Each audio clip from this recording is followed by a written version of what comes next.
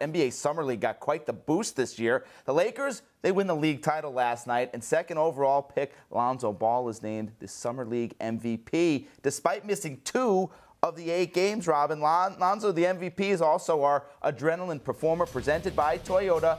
Let's go places. And the rookie, a solid summer league, 16 points per game, 9 assists per game, 7 boards, 2 steals. He really kind of lit up the stat sheet. He didn't play in the championship due to a minor calf injury, but still took home the MVP. Robin, Lonzo, the MVP, has this quickly shifted the conversation away from LeVar Ball. Well, finally, right? We get the conversation a little bit away from LeVar Ball, and Lonzo's play did 2 things. One, it did shift the focus to him because you had a little bit of a worry if there was going to be any negative LeVar Ball backlash towards Lonzo. It was going to be building him up to a level he couldn't reach or he couldn't attain. So far, so good with his play on the field. And I don't remember hearing much from LeVar Ball during Summer League at all. Of course, we've heard about Big Baller Brand and things like that. But as far as on the court, it shows you that he could break out from that shadow a little bit. The other thing I think it does is it puts the focus back on the Lakers and makes them relevant. The NBA is a better league when the Lakers are good, first of all, and second of all, relevant. And hopefully Lonzo Ball can help them get both places. Absolutely. Having marquee franchises relevant is good for the league.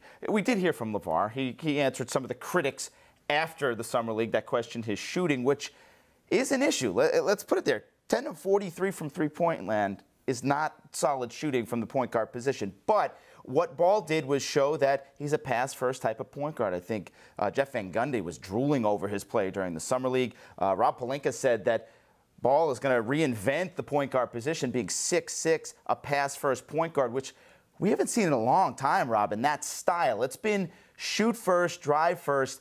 Pass first point guards, we're going back probably, what, early 90s, late 80s to that? Jason Kidd is the comparison people like to draw. And if you talk about jump shots, he used to be jokingly referred to as Asen Kidd because there was no J in his name.